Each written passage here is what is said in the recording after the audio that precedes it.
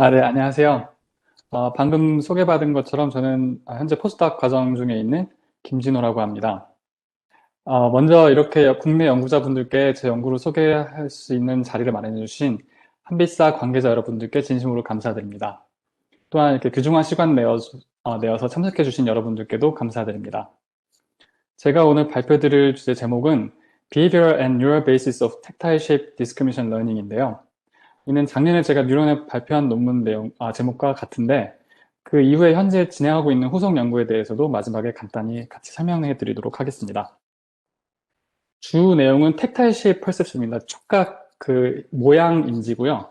텍타일 쉐입 퍼셉션에서 비헤비어 베이스가 뭔지, 그리고 뇌 레프레젠테이션은 뉴럴 베이스가 뭔지, 그리고 마지막으로 학습이 어떤 영향을 주는지 이렇게 크게 세 파트로 나누어 볼 수 있겠습니다. 이 그림은 리베라의 후기 그림 중에 하나인 The Sense of Touch라는 그림입니다. 보시면 앞을 보지 않는 볼 수 없는 노인이 손가락을 이용해서 그 한 조각품을 예술품을 의미하고 있습니다. 이처럼 촉각은 가까이 있는 물체 혹은 거기에 위치나 의미를 알 수 있게 해주고 또 중요하게는 도구 사용에도 크게 중요한 작용을 하게 됩니다. 그 예시로는 뭐 제가 지금 눈을 앞을 보지 않고 타이핑을 친다던가 아니면 앞을 보지 않고 그 악기를 연주하는 것 등이 되겠죠. 이 그림을 보시면 리베라는 크게 두 군데 조명을 밝게 비추고 있습니다. 하나는 이 조각품을 느끼고 있는 손가락이고요. 또 하나는 그 조각품을 느끼는 것을 인지하게 해주는 뇌를 담고 있는 머리 부분입니다. 이와 같이 저도 연구 주제 중에 두 축이 이 촉각 센서가 어떻게 외부 모양을 인지하게 되는지, 어떤 자극으로 인지를 할 수 있는지, 그리고 그게 뇌에 어떻게 반응되게 되는지 그렇게 두 부분입니다. 그리고 또 하나는 이 물체를 그냥 만진다고 해서 바로 무엇인지 알기는 참 쉽지 않을 겁니다. 아마 제가 지금 눈을 감고 저 모양을 그대로 손으로 만진다면 이게 훌륭한 예술품인지 아니면 그냥 장난감인지 아마 알 수 없을 것 같습니다. 이렇게 물체를 만지고 그 의미가 무엇인지 학습하게 되는 그 학습이 그 인지의 중요한 한 축을 담당하게 되는데요. 제 연구의 마지막 부분에서 그 부분을 한번 알아보도록 하겠습니다. 그럼 먼저 이 손가락, 특히 촉각으로, 촉각 감각만으로 어떻게 물체의 형태를 인지할 수 있는지 살펴보도록 하겠습니다. 물체의 3차원 형태라는 것은 결국은 이 물체의 윤곽이 결정을 하게 해줍니다. 그리고 아마 파워포인트를 좀 써보신 분들은 아시겠지만 물체 윤곽이라는 것이 결국은 어떤 선이든 그것이 결국은 여러 선들이 서로 만나는 각도, 그리고 각도가 어떻게 연속적으로 변화하는지 그 총합이 되겠죠. 따라서 다시 정의를 해보면 물체의 쉐입이라는 것은 그 윤곽으로 정의될 수 있고 이 윤곽은 다시 surface angle, 즉 표면 각도의 연속적인 변화로 알 수 있을 겁니다. 이를 통해서 우리는 surface angle, 즉 표면 각도가 물체의 형태를 인지하는데 가장 중요한 팩터일 것이라고 예측을 해볼 수 있는데요. 이 예측은 이 두 논문에서 실험적으로 어느 정도 증명이 되었습니다. 이 실험이 좀 재밌어서 제가 간단하게 설명을 해드릴까 하는데요. 사람 대상으로 손가락으로 물체를 인지할 때 물체의 표면이 오목한지 볼록한지 그 구분을 하는 실험이 있습니다. Surface Curvature Discrimination 실험인데요. 이 폰트랑 동료들은 1997년도와 99년도 두 차례의 실험을 통해서 이 오목과 볼록을 구분하는 데 있어서 아마도 Surface Angle이 그 표면 각도가 가장 중요할 것이다라고 예측을 했습니다. 10년 뒤 이 예측을 실험적으로 증명할 수 있는 장치가 고안됐는데요. 바로 다음과 같습니다. 여기 하나하나 보시는 게 5개 손가락인데 이렇게 정면에서 보시는 거랑 같고요. 손가락의 위치랑 그 표면 각도를 서로 인디펜던틀리, 서로 독립적으로 바꿀 수 있는 장치입니다. 따라서 그 앞서 보았던 실험은 이 D번의 상황과 같다면 A번의 같은 경우는 높이만 다르게 하고 B번의 그 손가락 닿는 부분에 각도를 다르게 하고 C번 그 둘 다 맞춰주는 그런 방법이 되겠죠. 이럴 때 물체 그 곡률을 얼마나 잘 구분할 수 있는지 실험을 해봤는데요. 오른쪽에 그래프가 그 결과입니다. X축에는 각각의 그 피험자들이 있고 마지막에 이제 에버리지 결과가 있고요. 색깔에 따라서 각 실험 조건을 의미하는데 Y축은 트레이숄드입니다. 이 트레이숄드가 높을수록 구분을 잘 못한다는 뜻이 되고요. 따라서 결과를 보시면 높이만으로는 이 실제 그 물체 표면을 만지는 것과 보다 훨씬 잘 못하지만 오리엔테이션만 맞았을 때 이 B번의 상황에서 이미 실제 물체를 만지는 것과 비슷한 정도로 구분을 잘 할 수 있다는 걸 알 수 있습니다. 따라서 우리는 object angle 아니면 이제 surface angle 아니면 이제 그 표면 각도가 물체 표면 형태를 인지하는데 가장 중요한 팩터라는 것을 알 수 있겠습니다. 저희는 이제 이 부분에서 이 각각의 손가락에 들어가는 어떤 그 자극이 각도를 인지할 수 있게 해주는지, 그리고 그 자극이 뇌에서는 어떻게 발현되는지를 보고자 했습니다. 저희는 그 실험을 마우스 위스커 시스템을 이용하기로 했는데요. 여기 동영상에서 보시는 것처럼 마우스나 렛 같은 설치류들은 위스커를 마치 사람 손가락처럼 이용해서 근접한 부분의 환경을 인식하거나 아니면 가까이 있는 물체가 어떤 것인지 구분하는 데 자주 이용을 합니다. 그렇다면 마우스는 여태까지 알려진 이 위스커 갖고 할 수 있는 인지가 어떤 것들이 있을까요? 여태까지의 실험 결과를 보면 우선 이제 물체가 앞뒤로 어디에 위치하는지 아니면 그 얼굴에 가까이 있는지 멀리 있는지, 그리고 마지막으로 벽이 얼굴에서 얼마나 가까이 있는지 멀리 떨어져 있는지들을 구분할 수 있는 그런 위치 정보를 인지할 수 있게끔 해준다는 것을 알고 있습니다. 그 외에도 여기서 레트에서 본 것인데요. 그 여러 개의 위스커를 뒀을 때 간단하게 구 형태나 그 블럭 형태를 구분한다던가 아니면 물체 표면이 부드러운지 아니면은 거친지 이런 텍스처를 구분할 수 있는 능력도 있다고 알고 있습니다. 그렇다면 왜 이렇게 많은 실험들이 위스커 시스템을 이용했을까요? 먼저 보시면 1970년도에 처음 발표된 논문인데요. 이 마우스 위스커를 담당하는 뇌영역의 그림입니다. 보시면 매우 특이한 구조를 가지고 있는 것을 보실 수 있는데 이 구조 때문에 배럴 콜텍스라는 이름이 붙었습니다. 이 오른쪽 위에 전체 콜텍스의 영역과 비교를 해보시면 전체 피질의 대략 13%가 이 배럴 콜텍스에 해당이 되고요. 특히 촉각을 인지하게 하는 프라이머리 센서리 콜텍스라고 하죠.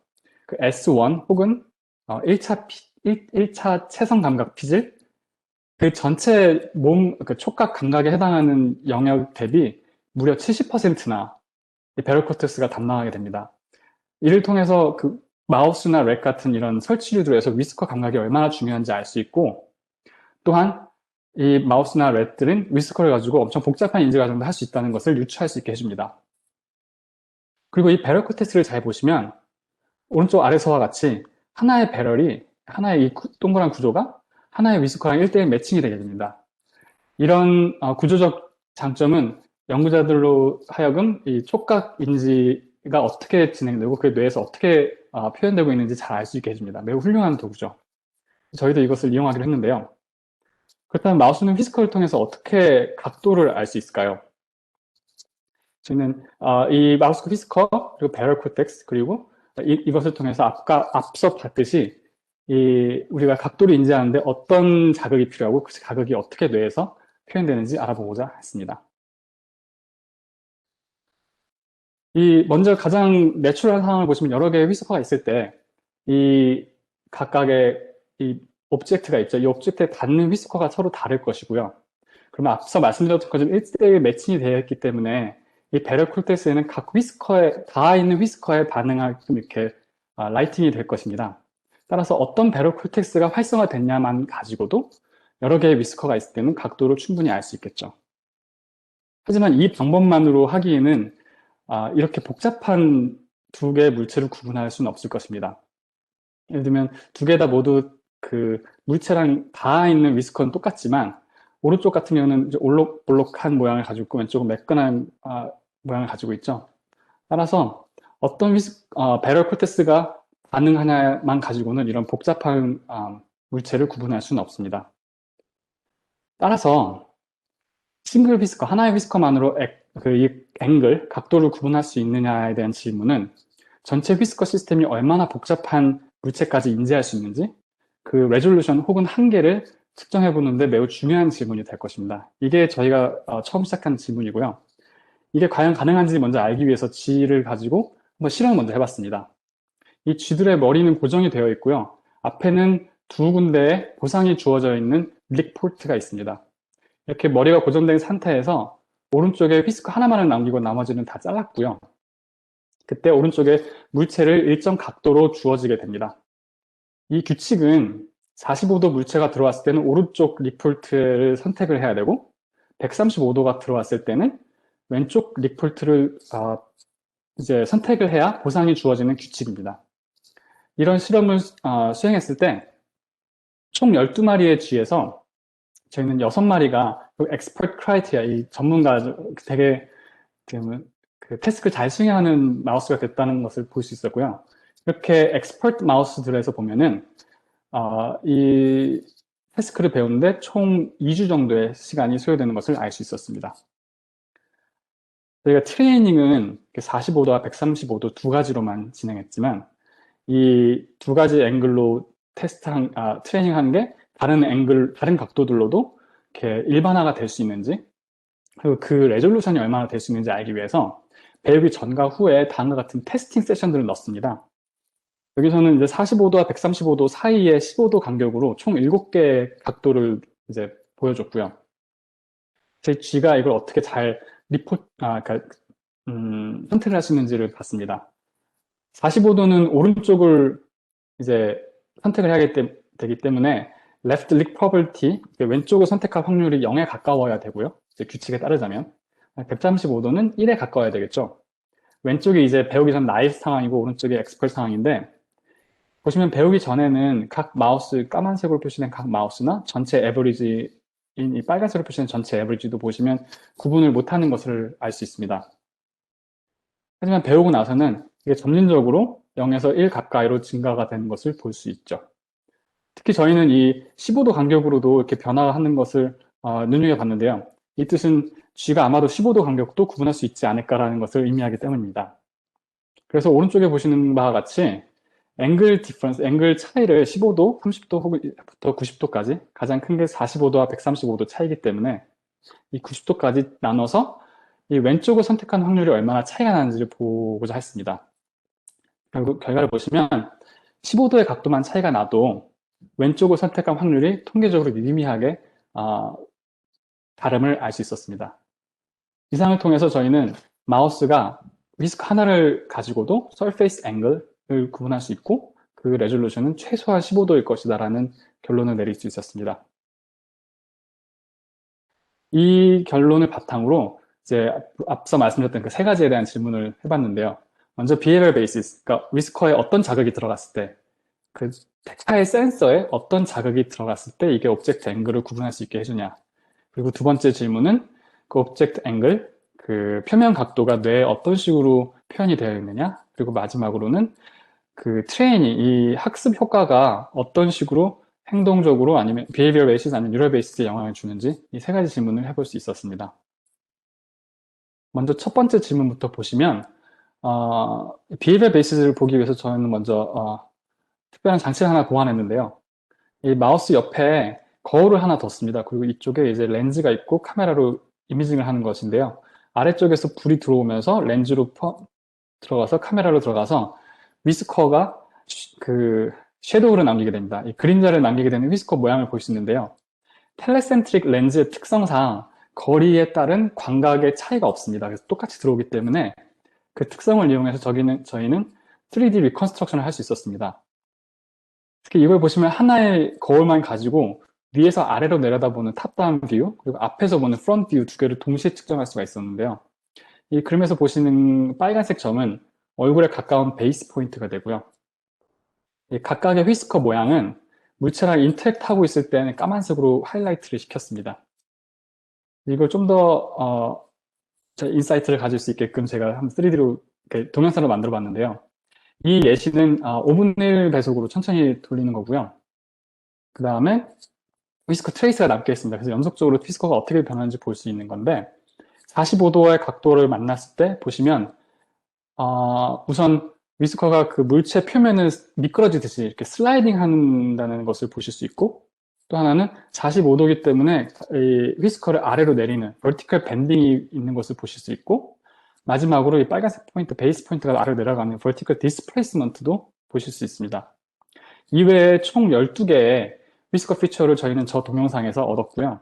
크게 보시면 왼쪽에 6개는 처음에 위스커가 그 물체랑 닿았을 때 그 시점에 보이는 그 위치를 나타내고, 오른쪽에서는 물체랑 인터랙션 하는 그 동안에 휘스커에 전달되는 포스에 관련된 정보들입니다. 각 그래프는 각 피처가 오브젝트 앵글이랑 어떤 관련성을 가지고 있는지, 예를 들면 이거 같은 경우는 아무런 관련성이 없는 거죠. 여기서는 리니어하거나 널리니어한 관련성이 있는 것이고요. 그것을 보고자 하였습니다. 먼저 확인해 보실 수 있는 부분은 배우기 전인 오렌지색과 배우고 나서인 그 하늘색을 보시면 두 디스트리뷰션이 크게 차이가 없는 것을 보실 수 있고요. 그 다음에 전반적으로 왼쪽에 있는 포지션에 관련된 정보보다 오른쪽에 있는 포스에 관련된 정보들이 더 큰 관련성을 가지고 있는 것을 보실 수 있습니다. 하지만 이 개별적인 거 하나하나만 보기에는 어떤 게 더 중요한지 아닌지 알기가 힘든데요. 예를 들면 이 끝에 있는 걸 볼게요. vertical displacement랑 vertical bending이 있는데 둘 다 리니어한 관련성을 가지고 있죠. 그래서 둘 사이에도 상호 연관성이 있을 겁니다.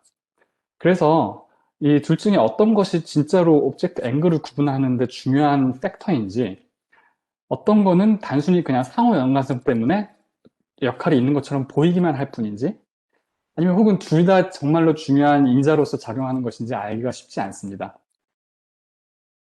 저희는 이 문제를, 이게 이제 유명한 콜리니얼리티 문제인데요. 이 문제를 풀기 위해서 제너럴라이즈 리니어 모델을 이용했습니다. 간략하게 말씀드리면 각각의 위스커 피처가 있고요. 이제 각 트라이얼마다 각각의 위스커 피처가 들어오게 되는데 각 위스커 피처마다 일정 정도의 배당을 따로 줍니다. 이 배당을 주는 걸 이제 웨이트라고 하는데요. 이렇게 위스커 피처에 웨이트가 더해지는 이 리니어 서메이션을 해서 이 결과값 가지고 과연 그 물체가 어떤 각도를 가지고 있는지를 예측해 보고자 하는 겁니다. 이제 이 모델을 트레이닝 하게 되는데, 마우스 말고도 이제 모델도 트레이닝을 해야 되는데, 모델이 트레이닝 되는 것은 결국은 이 배당되는 부분, 이 웨이트, 중요도, 이것을 트레이닝 하게 되고요. 그 결과가 얼마나 좋은지는 마지막에 이 모델이 예측하게 되는 그 예측한 각도와 실제 각도가 얼마나 일치했는지를 가지고 알 수 있습니다. 그 결과를 보여드리면, 여기서 왼쪽은 나이프, 오른쪽은 이제 배우고 나서 엑스퍼트 상황이고요. 세로축은 실제로 주어진 오브젝트 앵글이고, 가로축은 모델이 예측한 앵글입니다. 그래서 7개이기 때문에 찬스 레벨이 한 14% 정도 되는데, 보시면 이 대각선에 매우 밝게 보이는 것을 알 수 있죠. 이 밝기는 그 확률을 의미하는데요. 결국은 실제 주어진 각도와 예측한 각도가 매우 잘 맞았다. 그러니까 모델이 잘 일을 하고 있다는 것을 알 수 있습니다. 더 나아가서 이제 나이브랑 엑스펄 상황을 비교해 볼 수 있는데, 여기서 보시는 것처럼 클래시파이어 퍼포먼스, 이 예측력에서 크게 차이가 있지 않았습니다. 이것은 앞에서 보셨던 바와 같이 나이브와 엑스펄 상황에서는 센서리 인풋, 여기 보시는 센서리 인풋 아니면 이제 위스커 피처가 크게 변하지 않는다는 것을 다시 한번 상기시켜주는 결과입니다. 이 모델이 이렇게 잘 맞았기 때문에 저희가 할 수 있는 일이 있는데요.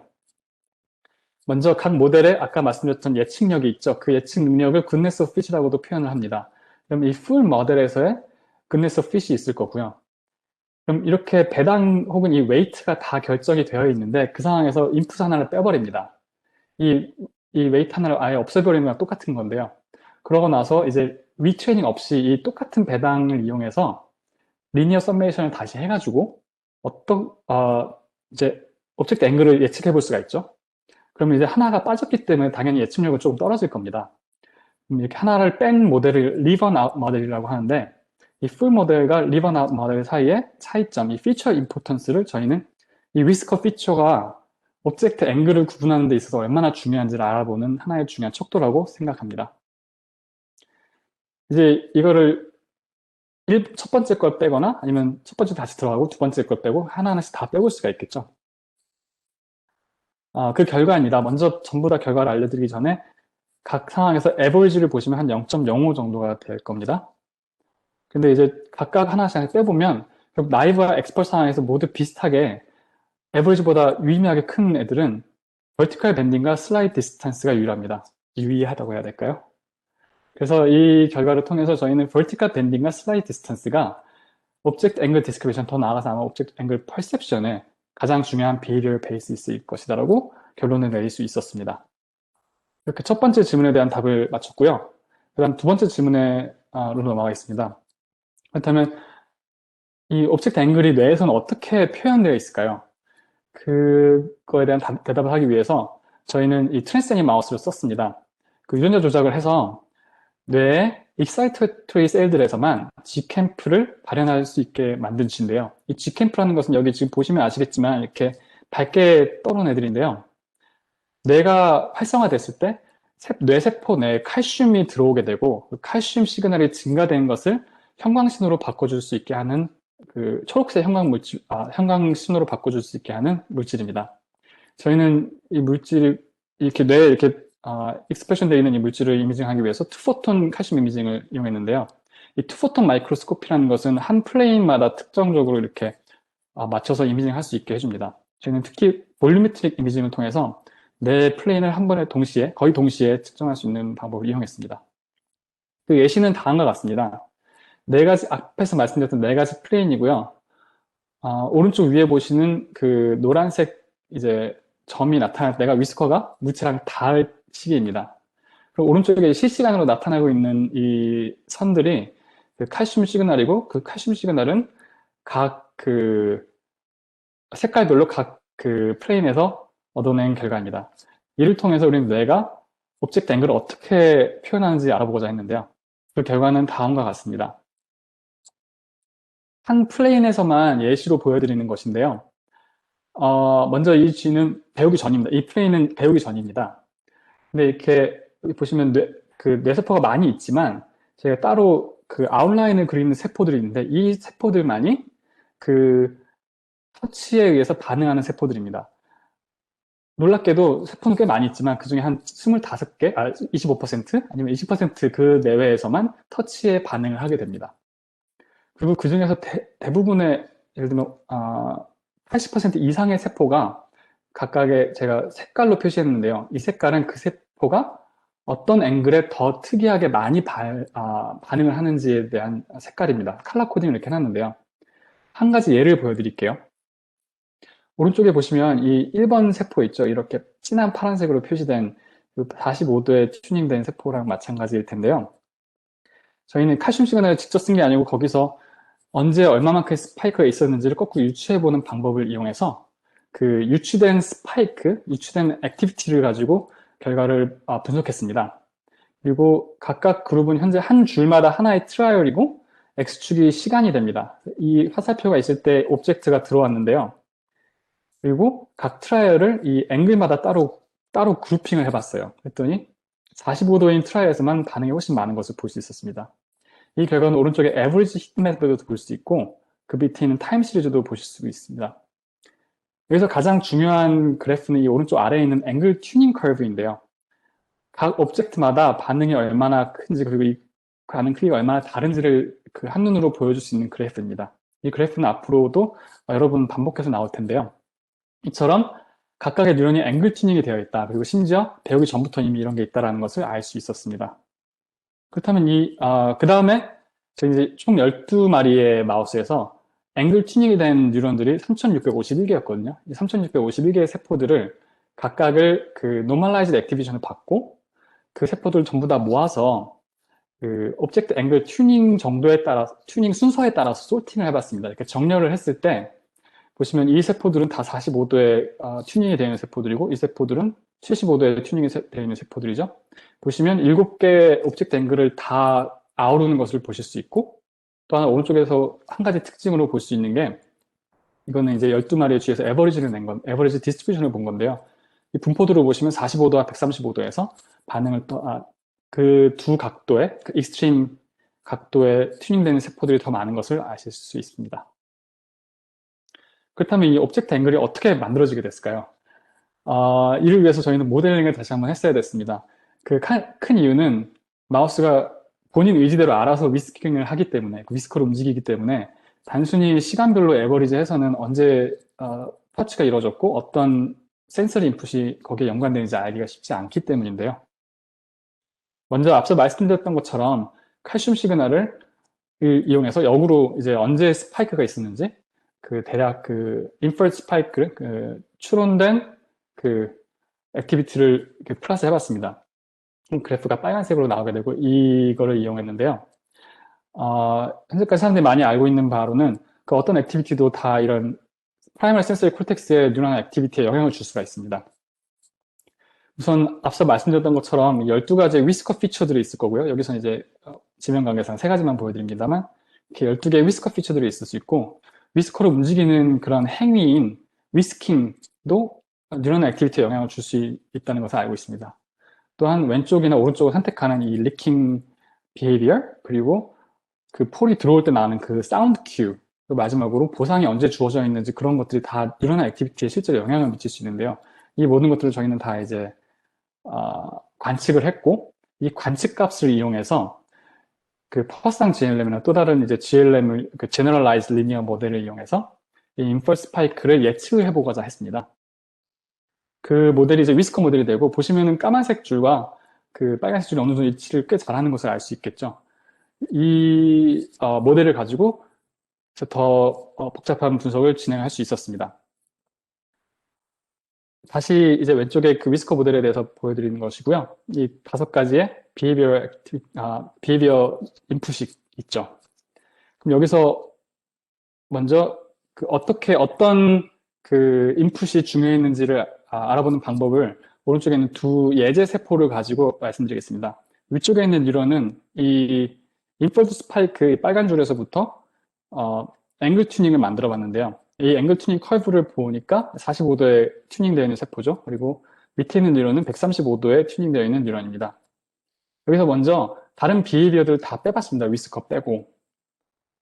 이걸 저희는 이제 위스커 온리 모델이라고 불렀는데요. 앞서 이제 그 하나씩 뺀 것처럼 마찬가지로 이번에 다 뺀 다음에 리트레이닝 없이 그냥 이 웨이트를 바로 이용해서 위스커 온리 모델을 만들었습니다. 이 모델에서 다시 앵글 튜닝 커브를 리컨스트럭 해보니까 그 인펄스 스파이크로 그 실제 데이터에서 얻어지는 거랑 매우 비슷하게 나왔죠. 이 비슷한 정도는 두 커브 사이의 코릴레이션 밸류로 알 수 있습니다. 이 코릴레이션 값이 1에 가깝기 때문에 실제로 잘 리컨스트럭이 됐다는 것을 알 수 있고요.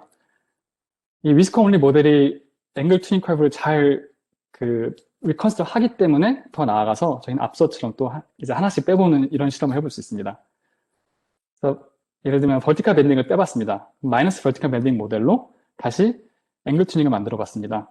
위의 세포에서는 앵글 튜닝이 거의 그대로 유지가 되는데 밑에 세포의 앵글 튜닝은 무너진 것을 볼 수 있죠. 이 망가진 앵글 튜닝 정도가 다시금 이 코릴레이션 밸류로 알 수 있습니다. 이 코릴레이션은 빨간색 커브 데이터의 앵글 튜닝과의 코릴레이션입니다. 마찬가지로 이번엔 버티컬 밴딩을 다시 넣고 슬라이드 디스턴스 두 번째 거 빼볼게요. 그러면 이렇게 마이너스 슬라이드 디스턴스 모델이 생기게 되고 이를 통해서 다시 앵글 튜닝 커브를 만들어 보면 이번에는 밑에 있는 세포는 그대로 유지가 되지만 회색이랑 똑같죠. 하지만 위에서는 앵글 튜닝 커브가 완전히 다르게 됩니다. 이 달라진 정도 또한 코릴레이션으로 알 수 있고요. 여기서 저희는 이 회색 위스커 온리 모델의 코릴레이션에서 각각의 위스커 피처를 뺀 코릴레이션 값, 이 차이를 앵글 튜닝에 대한 중요도라고 다시 정의했습니다. 이를 전체 다시 12개에서 다 봤는데요. 이 12마리의 쥐에서 모두 다 봤을 때 vertical 밴딩과 슬라이드 디스턴스가 가장 중요한 피처임을 알 수 있었습니다. 다시 말씀드리면 이 각각의 뉴런들은 각 12개의 피처에 해당하는 거기에 반응해서 변화를 할 수가 있는데 그 반응도를 보일 수가 있는데 다른 센서리 인풋에 의한 반응엔 크게 앵글 튜닝의 영향이 없고 이 vertical 밴딩과 슬라이드 디스턴스에 대한 반응이 결국 앵글 튜닝을 만드는데 가장 중요하다는 것을 알 수 있었습니다. 놀랍게도 이는 앞에서 보여드렸던 그 비헤비어 베이스랑 완전히 일치하죠. 이는 저희가 생각하기에는 뇌가 외부 물체의 특징을 인지할 때, 이때는 외부 물체의 특징이라는 게 앵글이 되겠죠. 그 앵글을 인지할 때 가장 효과적인 센서리 인풋을 가지고 앵글 튜닝을 만든다라고 저희는 생각하고 있습니다. 그 뇌가 효과적인 그 표현을 한다고 볼 수 있는 거죠. 이상으로 앞에 두 문제에 대해서 알아봤고요. 마지막으로 이제 학습이 어떤 영향을 주는지 보겠습니다. 이를 위해서 저는 배우기 전후에 똑같은 위치를 이미징을 했습니다. 왼쪽이 이제 나이브 상황에서의 이미징이고 오른쪽이 똑같은 위치를 엑스퍼트 상황에서 본 건데요.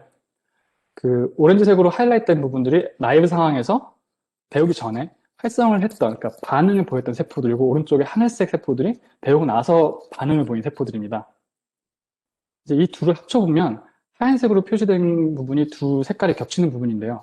많은 세포들이 겹치는 것을 볼 수 있죠. 이게 같은 이제 필드를 찍으니까 당연한 건데, 또 한 가지 놀라운 점은 생각보다 이 오렌지색만 띄는 경우 아니면 하늘색만 띄는 경우가 매우 많았다는 겁니다. 이를 전체 마우스에서 한번 볼게요. 그러면 왼쪽과 같은 생키 플러스로 표시를 할 수 있습니다. 여기서는 터치에 반응을 안 하는 세포, 터치에 반응을 하는 세포, 그리고 앵글 튠드 세포가 있고, 그 중에 얼마나 많은 비율이 배우고 나서 반응을 안 하는지, 사일런트 세포가 되는지, 혹은 배우고 나서 이 각각의 카테고리에 얼마만큼의 세포가, 얼마만큼의 비율로 이전에 나이브일 때 반응 안 한 사일런트 세포였는지 알 수 있습니다. 이 전체를 봤을 때 대략 한 40% 정도의 세포만 양쪽 다 그 나이브와 엑스펄 상황에서 반응을 한다는 것을 알 수 있었고요. 각각의 세션에서도 대략 한 40% 정도는 사일런트 했다는 것을 알 수 있었습니다. 그리고 어떤 세포가 사일런트 세포로 갈 건지 아니면 어떤 세포가 사일런트 세포에서 왔는지 그 비율은 이 터치에 관련된 카테고리랑 크게 관련이 없었습니다. 마치 랜덤하게 이렇게 바뀐 것처럼 보였어요. 이렇게 액티비티 턴오버가 많았습니다.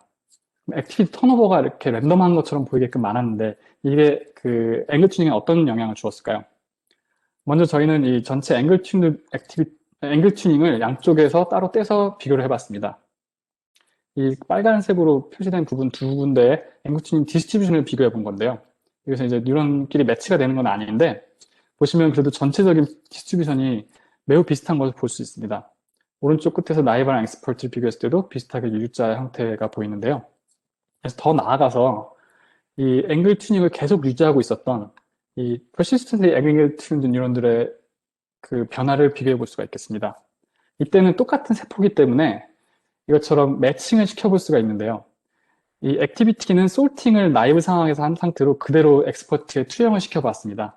그랬더니 배우고 나서도 이 전체적인 모양이 히트맵이 상당히 비슷한 것을 보실 수 있는데요. 각 뉴런에서 실제로 얼마나 변했는지 보기 위해서 한 뉴런마다 가장 튠드되어 있는 앵글이 얼마나 바뀌었는지를 보았습니다.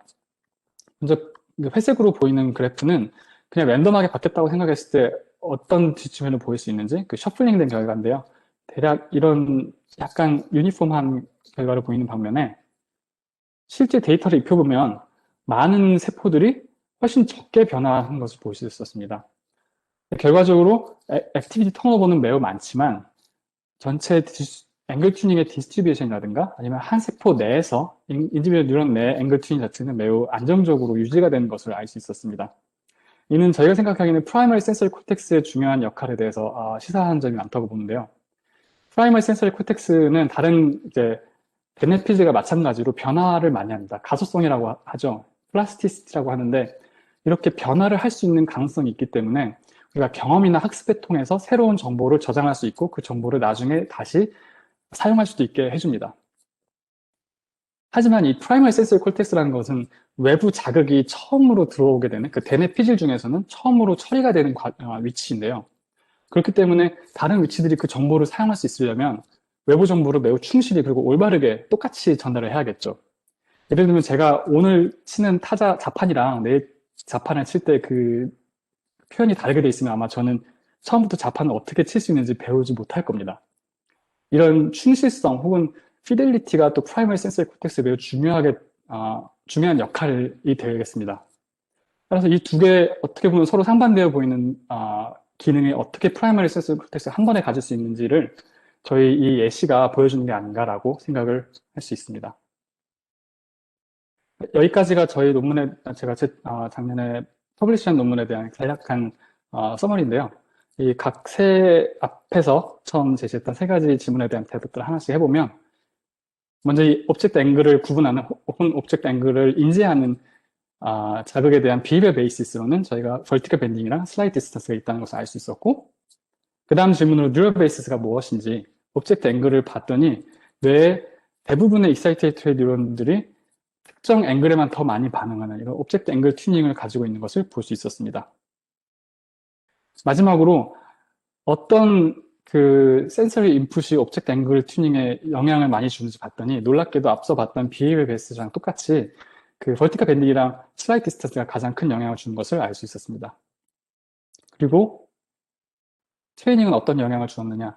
배우기 전과 후에 그 액티비티 턴오버가 매우 많았습니다. 어떤 뉴런이 활성을 띠는지가 많이 바뀌었는데, 그럼에도 불구하고 전체적인 그 전체 뉴런의 풀이라든가 아니면 각 인디비주얼 뉴런 내에서도 그 앵글 튜닝이 매우 안정적으로 잘 유지됨을 볼 수 있었습니다. 이제 앞으로 남은 한 5분 가량 제가 이 후속 연구로 진행하고 있는 분에 대해서 소개를 해드릴까 하는데요. 주된 질문은 이겁니다.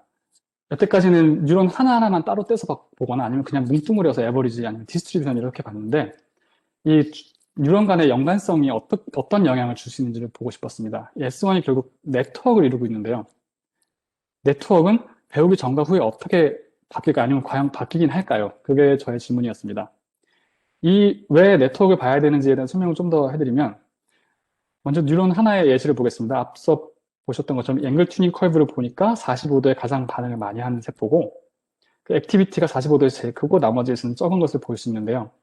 이 SEM처럼 에러바를 보니까 아마 60도랑 75도 사이에서도 구분이 쉽지는 않았을 것 같아요. 처럼 한 뉴런이 앵글 튜닝이 되어 있긴 하지만 그 앵글 디스크리미네이션 어빌리티, 그 능력 자체는 그렇게 좋지가 않습니다. 두 번째 예시로 들어보는 이 뉴런에서 보시면 이 뉴런 같은 경우는 앵글 튜닝 커브를 보아하니 135도에 가장 튜닝이 많이 되어 있는데, 마찬가지로 대략 뭐 끝과 끝 사이는 어느 정도 구분이 되지만 그 중간 15도 간격으로는 다 구분하기가 쉽지 않을 거예요. 하지만 이 두 뉴런을 같이 놓고 플롯을 해보면, 이 스캐터 플롯에서 봤을 때 각각의 뉴런의 그 구분 정도를 에버리지 한 것보다 훨씬 더 그 구분 능력이 커지게 되겠죠. 이 세 번째 뉴런이 들어온다는가 아니면 수십 개의 뉴런이 더 들어오게 되면 당연히 이 그 구분 능력은 더 좋아질 겁니다. 따라서 네트워크의 구분 능력 자체는 각 뉴런의 구분 능력을 단순히 그 에버리지 한 것 이상의 어떤 시너지 효과가 있을 수 있다는 것을 알 수 있는데요. 이런 것들을 이제 파퓰레이션 액티비티 패턴이라고 합니다. 제가 예시를 보여드릴게요. 한 이미징 볼륨인데요. 이 위랑 아래는 똑같은 똑같은 뉴런을 뜻합니다. 여기서 이만큼 사일런트 뉴런들이 있었는데 이 뉴런들은 여기저기에서 이제 사일런트 하겠죠. 그리고 한 가로축이 한 열이 하나의 트라이얼이 됩니다. 한 뉴런이 한 트라이얼에서 어떤 반응을 보였는지를 패턴을 이렇게 히트맵으로 보여줄 수가 있고요. 여기서 저희가 트라이얼을 다시 아까처럼 이렇게 각도별로 그룹핑을 해봤어요. 어느 정도 이렇게 앞쪽에 특히 앵글 튜닝된 뉴런들이 이렇게 포진해 있는데, 이것만을 보더라도 어느 정도 구분이 될 수 있겠죠. 이 파퓰레이션 액티비티 패턴만 가지고 과연 이 패턴 하나 보면 이게 어떤 앵글이었는지 알 수 있는지 그걸 테스트 해봤습니다. 앵글 클래시피케이션 퍼포먼스를 봤는데요. 이렇게 클래시피케이션 할 수 있는 방법들이 최근에 이제 머신러닝 방법들이 많이 유행을 하고 있죠. 저도 그 중에 한 3가지를 뽑아서 봤는데, 리니어하거나 넌리니어한 방법들, 이렇게 여러 가지를 볼 수 있습니다. 모두 비슷하게끔 보시면 그 파퓰레이션 액티비티 패턴을 이용했을 때 오브젝트 앵글을 구분할 수 있는데, 그 구분 능력이 배우고 나서 훨씬 더 증가하는 것을 볼 수 있습니다. 그래서 한 가지 다시 상기해야 될 부분은, 앞서 제가 말씀드렸던 것처럼 배우기 전후에 센서리 인풋은 매우 일정했어요. 매우 안정적이었어요. 그리고 각각 하나하나의 뉴런이라든가 전체 뉴런의 풀로 봤을 때도 앵글 튜닝은 매우 비슷했습니다. 하지만 파퓰레이션 액티비티 패턴을 봤더니 이렇게 큰 변화가 보이게 된 거죠. 그래서 이 부분이 저희가 지금 더 알아보고자 하는 부분입니다. 어떤 메커니즘을 통해서 이렇게 바뀔 수 있는지를 보고자 하는 것이고요. 그 중에 한 방법이 이제 파퓰레이션 액티비티의 패턴을 기하적으로 보는 방법입니다. 이 지오메트리로 보는 방법인데요. 앞서 보셨던 거랑 비슷하게 3개의 뉴런이 있다고 하면 각 뉴런이 한 트라이얼에서 어떻게 반응하는지 그 에버리지 액티비티가 있고, 그것을 한 점으로 이제 표시를 할 수가 있겠습니다. 다시 한번 말씀드리면 중요한 점은 한 트라이얼이 한 점으로 표시된다는 것이고요. 아니면 한 벡터가 되겠죠. 그거를 각 트라이얼마다 이렇게 색깔별로, 그러니까 각 오브젝트 앵글별로 볼 수가 있고, 근데 이제 이게 뉴런이 수백 개가 되면은 단순히 보기가 쉽지 않으니까 많이 쓰는 그 리니어 방식의 디멘셔널리티 리덕션 방법인 PCA를 사용해서 3차원으로 낮춰서 봤습니다. 3차원에 투영시켜서 본 것이고요. 이것을 배우기 전과 후에 한번 같이 놓고 비교를 해보기로 했습니다. 좀 복잡하실 수 있는데, 먼저 오브젝트가 나타나기 전에를 베이스라인이라고 했고, 이때는 물체를 건드릴 수가 없는 상황이에요. 이때는 까만색으로 다 표시를 했고, 실제로 물체를 인터랙션 하는 과정 중에 있는 반응들을 아까 여태까지 보여드렸던 각도별로 컬러 코딩해서 보여드리고 있습니다. 그래서 중요한 차이점은 라이브는 오픈 서클로 이렇게 구분이 되어 있고 엑스퍼트는 필드 서클로 표시를 해놨습니다. 네 가지 큰 특징을 보실 수 있는데요. 먼저 베이스라인에서는 두 가지 큰 차이가 없었어요. 두 번째로는 오픈 서클들만 보시면 라이브 상황에서 이미 어느 정도 각도별로 구분이 되는 것을 보실 수 있습니다. 이는 그 앞서 말씀드렸던 각각 인디비주얼 뉴런들이 이미 그 러닝 전에도 앵글 튜닝이 있다는 것, 그 결과에 일치하고요. 그 다음에 또 같은 색깔 내에서만 보시면 세 번째 특징으로 보시면 같은 색깔 내에서는 그 오픈 서클이든 필드 서클이든 상관없이 비슷한 방향성을 가지고 있습니다. 파란색은 다 이쪽 방향성을 가지고 있고요. 이는 앞서 말씀드렸던 것과 같이 그 배우기 전후의 오브젝트 앵글 튜닝이 매우 비슷하다는 점과 일치합니다. 마지막 특징으로 가장 중요한 것이 배우고 나서 이 그룹 간의 차이가 더 많아진 것처럼 보인다는 건데요. 여기 좀 더 그 인사이트를 잘 가실 수 있게끔 이렇게 3차원으로 이렇게 로테이션 하면서 보여드리겠습니다. 그러면 말씀드린 것처럼 그 네 가지 특징이 잘 보일 것이고요. 특히 이 필드 서클들 사이가 오픈 서클들 사이보다 더 잘 벌어지는 것을 볼 수 있습니다. 이 기하학적인 특징을 저희는 이제 매조하기 위해서 클러스터링 인덱스라는 것을 고려했고요. 이건 단순히 이제 3차원에서 좌표만을 가지고 거리 정보로 본 겁니다. 그래서 단순하게 말씀드리면 그 색깔이 다른 것끼리의 평균 거리에서 색깔이 같은 것끼리 같은 그룹 내 평균 거리를 본 것입니다. 그것을 노멀라이즈 해줬어요. 그래서 0에서 1 사이의 값만 가질 수 있게 해줬습니다. 그렇게 해서 봤더니 앞서 그 파퓰레이션 액티비티로 클래시피케이션이 잘 되는 거와 마찬가지로 클러스터링 인덱스가 전부 다 엑스퍼트인 상황에서 증가하는 것을 볼 수 있었습니다. 다시 현재까지 해본 부분을 정리해서 보여드리면 센서리 인풋이 그 러닝 전후에 비슷했고 인디비주얼 뉴런의 튜닝이라든가 전체 파퓰레이션 튜닝 자체도 스테이블 했는데 파퓰레이션 액티비티를 봤더니 배우고 나서 더 클러스터링이 잘 되고 더 구분이 잘 되는 형태로 바뀌었다는 것입니다. 이는 다 보여드리지 못했지만 그 액티비티 레이스, 각각 뉴런의 액티비티 정도를 컨트롤하거나 앵글 셀렉티비티를 컨트롤했을 때도 똑같이 나왔어요. 단순히 그런 정보 때문인 건 아닌 것 같고 저희가 현재 의심하고 있는 부분은 뉴런과 뉴런 간의 인터랙션이 거기에 영향을 주는 게 아닌가라는 점입니다. 또 제가 보여드린 부분은 전에 앵글 튜닝이었고 뒤에도 앵글 튜닝이었던 그 퍼시스턴트리 앵글 튜닝된 뉴런만 가지고 이렇게 보여드렸는데 그렇게 안 하고 그냥 전체 뉴런을 다 같이 놓고 봐도 마찬가지로 배우고 나서 클러스터링이 증가되는 것을 볼 수 있었습니다. 그래서 앞으로는 이 네트워크 메커니즘이 어떻게 되는지, 어떤 네트워크 메커니즘이 이렇게 클러스팅을 더 증가시키는지, 그리고 전체 트레이닝 과정 중에 언제 이런 변화가 도드라지게 나타나기 시작하는지, 그게 마우스의 퍼포먼스가 증가되는 시기랑 어떤 관련성이 있는지 등등을 더 알아보고자 합니다. 이상으로 제 발표를 마치고요. 중요한 인물들을 소개해드리겠습니다. 저희 하이스 랩의 대빵이죠. PI인 앤드류 하이스가 있고요. 그 동료 포닥인 앤드류 얼스킨, 그리고 지금 졸업했지만 대학원생이었던 존 층이 아날리시스를 조금 도와줬습니다. 그 많은 기여를 했고요. 그 다음에 대학원생들이랑 특히 학부생들에게도 본 연구에 많은 도움을 받았습니다. 이상으로 제 연구 발표를 마치고요. 경청해 주신 분들께 감사드립니다.